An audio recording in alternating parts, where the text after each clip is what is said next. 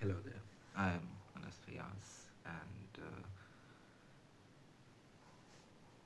I am from this point onwards trying to write the second draft of 13th dinner. This is less a memoir and more actually me getting into the shoes. Me, actually, this fucking light. Wait a second. Yeah. So, I'm actually trying to get. Should that work? Hmm. My glasses are fucking dirty, by the way. You could see that when the flash reflects off it. So this might work. Anyways, I am Anasuyas, as I've stated previously, and I'm trying to write 13th Dinner, which is the first installment in the grander scheme, the grander novel series, whatever you want to call it, that is going to be called. I also realized that I really talk really slowly, but so if you would like more stimulation, you could put this on at 1.5 or 1 or 2k kx 2x speed, and I'm pretty sure it sound like Mr. Beast tempo, but it's really late for me, and I just don't have the strength to put on a voice. So the basic step is okay. I got distracted again. 13th Dinner is the first installment in the grander scheme, the grander novel, which is going to be Chronicles of Irvin Harrison. Now, if I'd like to like put that out because clearly I'm in the gen- infancy of the of developing this novel, this world. Even it's a alt history in which a powerful. The only thing that is different of this world from ours is that irises exist. That is the only difference, really. And through them, a lot of magic shit exists that has seeped into every nook and cranny of the world, of which it has changed plenty. But still, it's a world I hope you could recognize it. I hope someone who lives in Paris, I hope someone who lives in Patna, I hope someone who lives in Chicago could see that city, the vision, the people that live there for themselves, and could find themselves in the city and escape, even though it has a lot of differing points. And also, I also like one thing about alt history is that you don't really have to know a lot. You just have to be able to bullshit a lot. So if if I say a certain river flows through Paris, people will be like, "Oh no, river flows through." It's just an example. I have no idea as to the passage of any rivers through the region of Paris. I have no idea. So if I say like Harrison River flows through Paris, and someone in the comments would be like, "Oh, Harrison River does not flow through Paris," I'd be like, "Oh, it's an alt history." And that is one of the advantages of actually being, um, what could you call it, sarcastically attached to your own work. I'm really prideful of my own work. I really respect it, and I also take it with a lot of seriousness in that I try to put myself into it, because at my own core I'm a really narcissistic person, a really selfish person, a really hypocritical person, and one of the only things that I yearn to death, but I also want to be immortalized. I fear death. More than that, I fear being forgotten. I fear the fact that one day someone will say my name, someone will remember me for the last time. I don't want it to be so. I want to be one of the greats. No, I want to be the great. When you think of anything, when you think of literature itself, I want to be that person. And it also helps the fact that Anas Fayyaz is a really fucking unique name. It's basically two first names put together, so it's like really, really unique. And I don't think you'd see a lot of Anas Fayyazes walking around as you'd see Toms and Bills and fucking Charlies walking around. So I'd say my name, if it were to reach, there's one line that in a poem, there's one line that either I'd never be forgotten or never been remembered. That is what I want to be.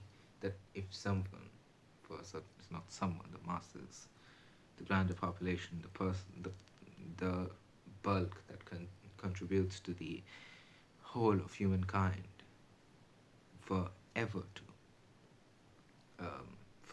remember me, to know me as I am, or as I am portrayed in my work, or as I come through in my work, then I don't want to be forgotten. I do not want to be. It scares me. And the only reason why I'm scared of like passing cars and anything, like any fear could be chalked up to the fear of death. No, there are worse things than that. No, death is the finality. You could get better after gregarious torture. You cannot after death. Death is the curtailment of improvement, of achievements, of any betterment of self, I don't think. I believe, I know that once I'm dead, there would be no improvement in me. And that is truly the death of a person. I don't believe that when you stop breathing is when you die. You die when you stop improving. When you look into the mirror and you realize that you're the same person that you were 12 years ago, you should know that you died 12 years ago. And that is the idea that is, so in order to understand work, you should understand me, and that these tirades on a far off channel, I'm never going to reference this. So if you find this, or I'll put this on YouTube or Reddit or anywhere else, then this is part of the literature, or is it just the insane ramblings of a teenager? I am the judge of that, and I like that control, because I believe that what humans, at the core basic, the first right, even before life, is the right to control, right to autonomy. If you are not able to control your own life, if you're not the judge of the things you do, then I think you're not living. Then I think you're just being pushed around in a wave. You're like a plastic bottle in, on ocean currents, just waving through the waves. Yeah, people would think, yeah, you're moving, but are you really though? Is there any growth in you? Do you learn anything? Do you improve? No, you're dead. And I think that is what a an ideal society should strive towards, is more autonomy for people, for the common man, more autonomy over his own life, over the decisions he makes, and more freedom. Um, anyways, I want to get back to the title of Chronicles of Irvin Eisen, because the whole series, Irvin Eisen is a really influential figure to me, because I made him. He is mine. And there's certain pride in that, because I don't like it actually. He's a fucking nuisance. But he talks to me sometimes. I see him. The writings I make, maybe in the schizophrenic episodes I have, not really schizophrenic, but strangely ethereal. visions that I have, I see him and I'm scared. I am scared that he knows me too well. He is me, I am him. And that is cause for concern. And that is one of the struggles of Irvin Harrison too. That he looks up to a certain person, that is Harrison Stone, the first Harrison. Um, he looks up to him an awful lot. And Harrison, at least Irvin Harrison, has this nifty ability. I'm not really sure if I am ready to give it to all Harrisons, but I think some Harrisons deserve the ability to look in the past. In that, uh, Irvin is the sum total of every Harrison that has ever lived. Now, that is confusing to uh, talk about or express in any articulate fashion, but I want you to know is that Irvin Harrison is the sum total of all Harrisons, is in the fact that he is the Harrison when you think of Harrisons. But more than that, he sees visions, not visions, memories, remembrances, reminiscence of past lives, of his fathers, of his grandfathers, and Irisons, on that note, are not really good people. They're not. They're evil people who do evil things, but they are there to maintain balance. They are there to push fate along. And if it if if it takes killing children to push fate along, they are willing to do it. And that is why I don't think anyone should idealize Irvin Harrison. He's an evil man, and he's also a child. A child who had to kill his own father. A child who never really had anything. His mother was killed, his brother was taken from him. He had one friend who died in front of him, or at least he thinks he died in front of him, and he had to live with that. All of that just for his father to return and tell him that yes, you are to bear the Harrison burden. You are to become the heir to Harrison's throne when you are to bear my crown. And how will it hurt you? How will it prickle you? And how will you bleed? He had George Harrison was also the father to Owen Harrison. Was also a flawed man. He loved a woman so much that he lost her.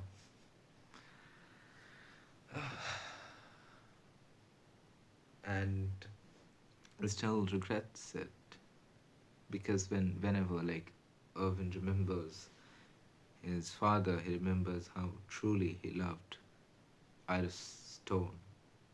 It's she she's not the same as Irison Stone. Let's just make that clear. Irison Stone is I know it's going to get confusing. Take a pen and the pad.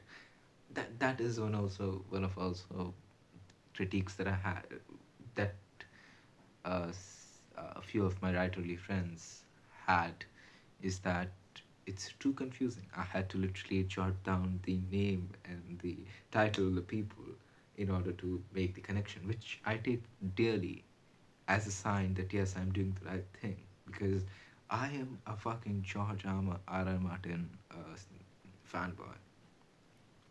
You could not get my lips off his cock. But in all seriousness, I do think that Martin does have his flaws in that he should fucking write the ending.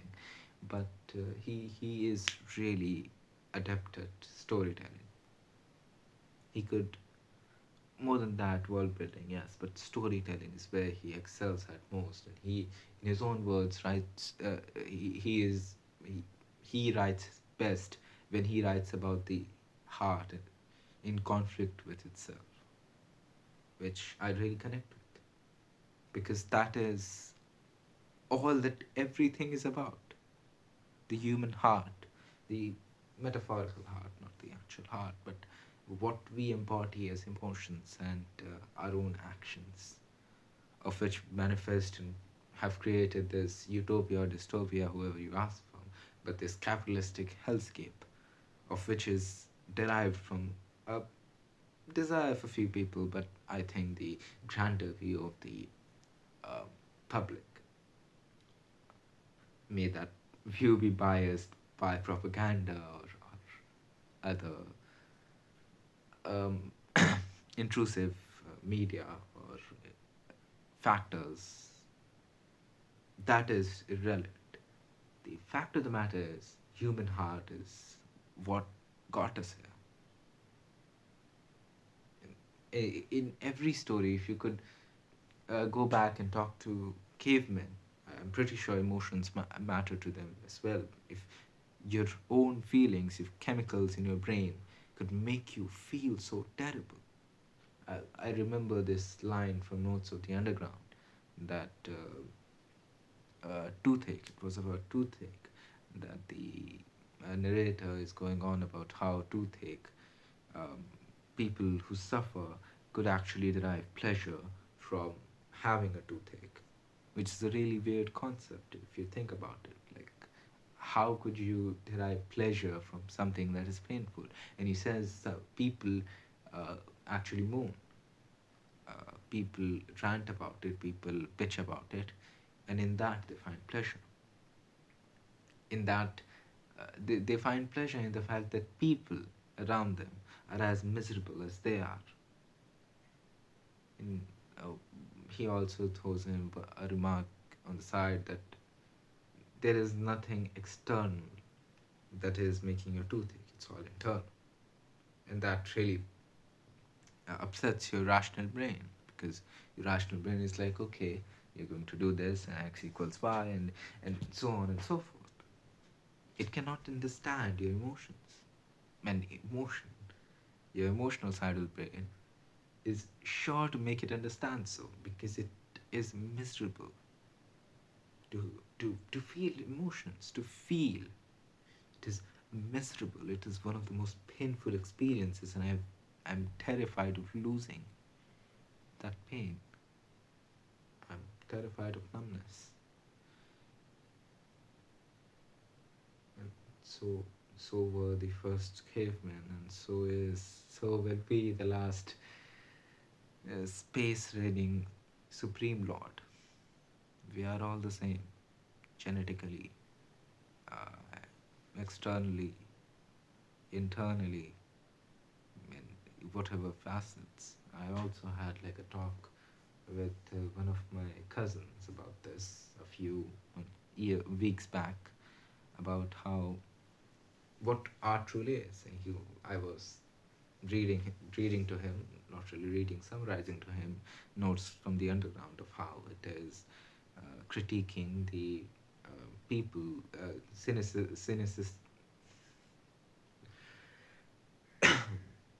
cynical uh, side of the European philosophers in a really twisted manner, in that it portrays the person as a straw man of the arguments that the writer themselves want to portray.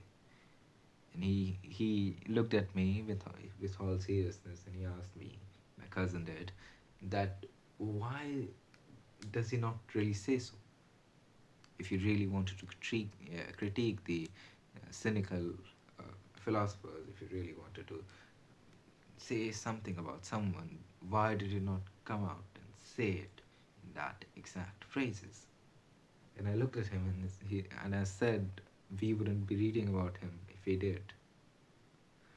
Because storytelling and narratives are one of the strongest tools that we have invented. It's more um, effective than fire, I'd say. It's more important than the wheel.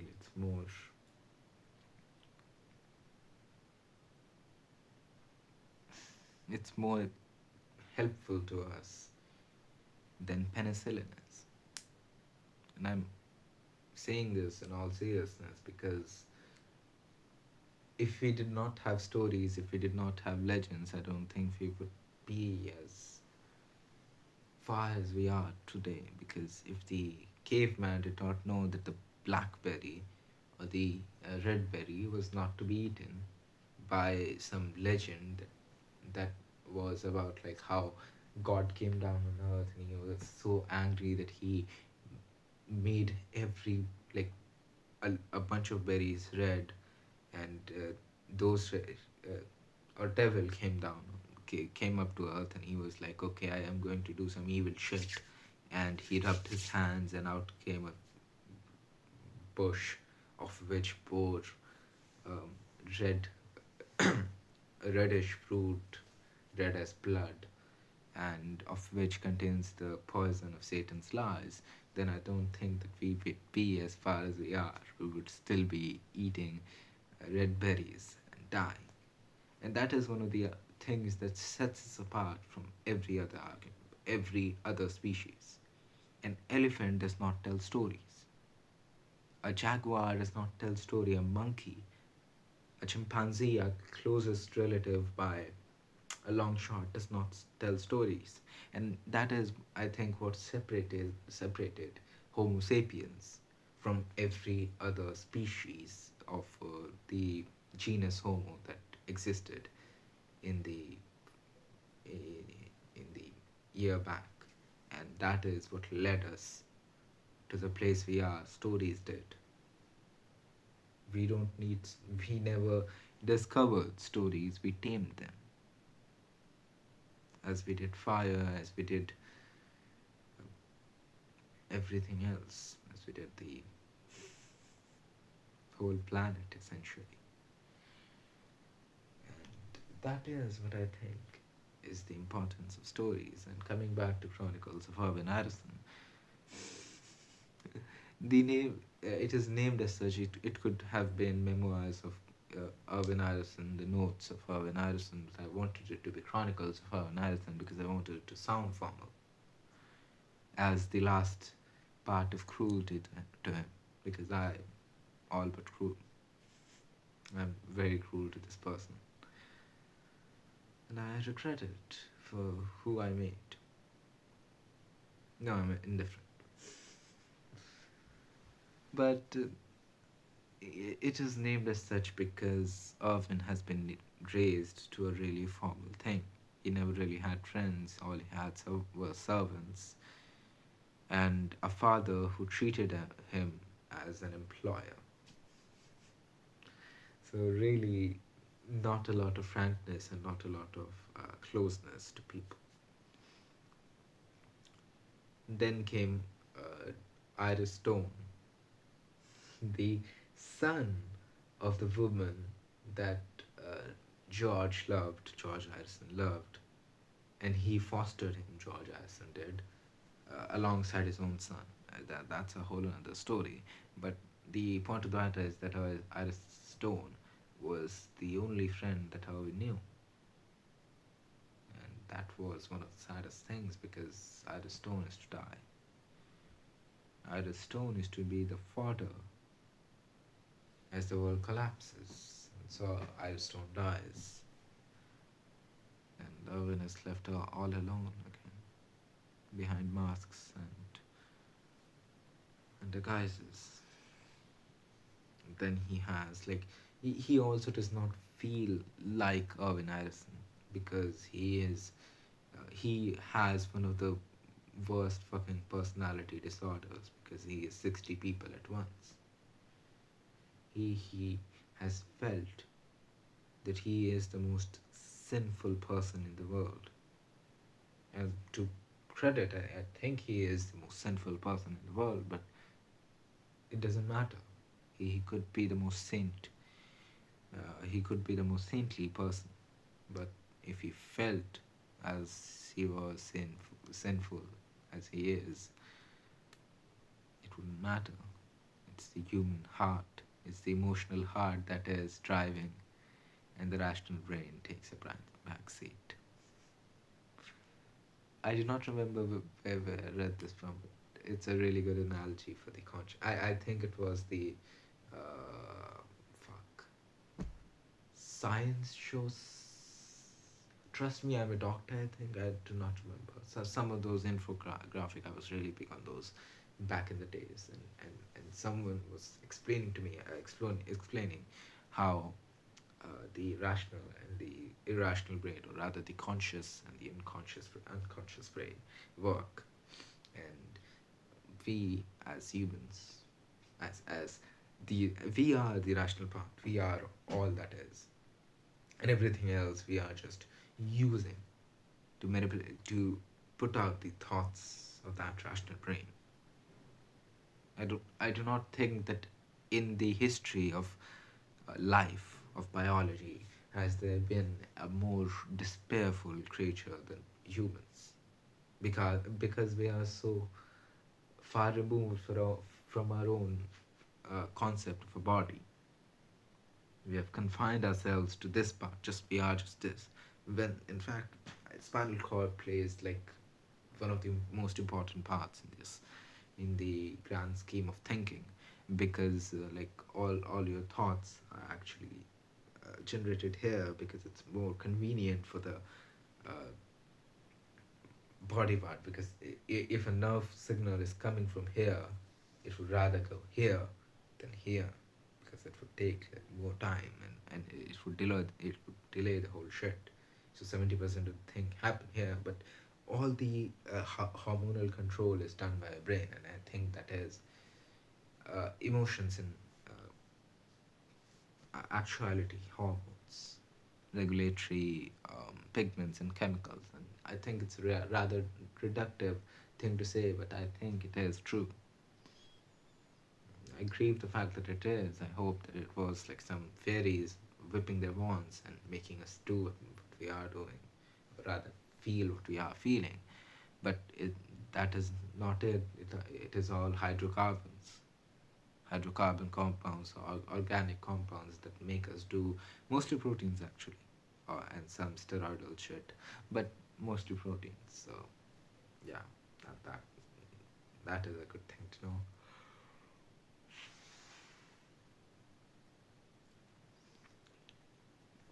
Bro, you're yapping so much he yawned. Yes. Chronicles of Urban Harrison is my last act of cruelty to the most pain person in the world. On to the prologue, actually, the thing that I wanted to talk about, because I would like to write it. uh, so, the prologue is actually about the death of Claude Dialga, the which sets off the part A Murder in Paris. The murder being that of Claude Dialga, one of the richest man in France. Not only that, he is really closely connected to Irvin Harrison, to the point that the King of India, the Maharaj of India, what's his fucking name again? Um, Fuck, I forgot. Varan, yes, Vinash Menak, uh, called Claude Dialga Irwin's protege, because and Claude Dialga does have a lot of mysticism shit that I would like to get back in part three of the book, which would be name something. I do not have a name for it right now, but the first one would be a murder in Paris,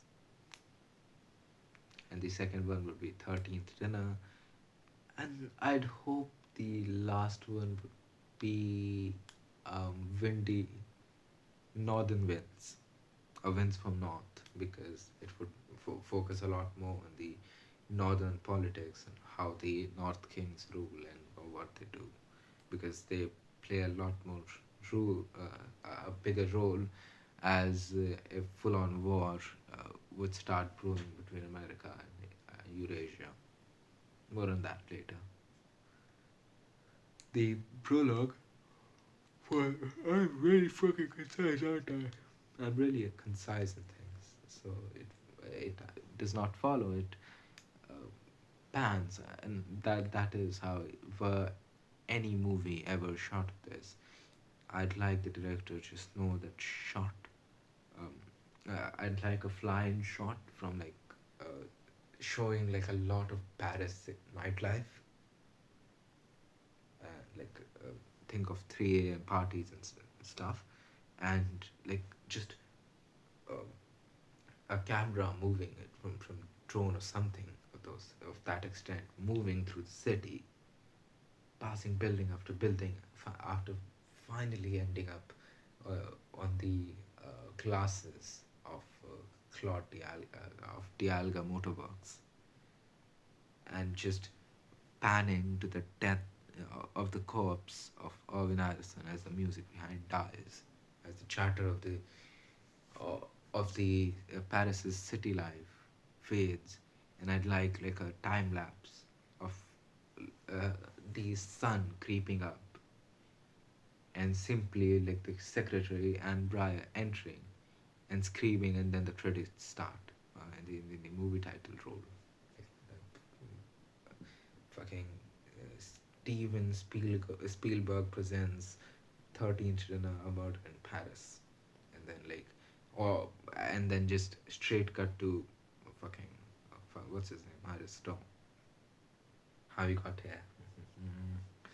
It's a lot deeper, and I would like to actually get into that about all the stuff about Iris Stone and Irvin Allison later, later, later. We'll get there when we'll get there. And I do remember like the last video that I posted. Someone like YouTube actually shows me how people got to the video, and it's got like 2 views, which is a huge fucking win for me. All I get is 1 view, and that is me. So the how the person got to the video is by searching the term dehumanize on YouTube. I do not know what kind of things you're doing to be searching the word dehumanize on YouTube and go and watching like 6 seconds of a video and then clicking off because you realize it's going to be a snooze fest. That it's not going to be your taste and it's not going to fry your brain as reels do. I actually make these videos so that you can play Minecraft to it. Look there, there's a fucking creeper there. Or like Arcane or Valorant or whatever you want to play. I just realized it's called League of Legends Arcane. That is the name. That should be the name of the game. Then I think more people would play it.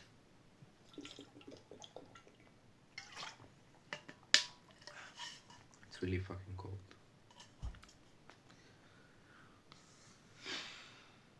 So yes, that was the prologue, and then it would cut to chapter 1, which is Iris Stone scribbling, doing some shit. And I do remember like talking about this in September of 2024, which is like 4 months ago, something along those lines. I do remember talking about it and how it would go, and I really would like to borrow that phrase because we already see Iris Stone is really fucking busy. I'm really fucking rich, baby. I'd also like the shot of the whole manor because it's one of the most opulent things in all of the world. Actually, it's the Stone Manor, which was made by Irison Stone. Actually, the first Irison. So there is a connection. He's actually buried down there. Irison Stone's body, the one that belonged to Earth, at least, is buried to the roots. If you know, you know, buried, buried within the roots of the largest tree, of the oldest tree in all of history. Actually, his son, like, put seeds in his body and buried him. Why would he do that? World building, that's why. And a lot of like connectivity and a lot of symbology to trees. I am fascinated by them. I hate botany though. I hate botany though. And I'd like to sign off on that note. I fucking despise botany.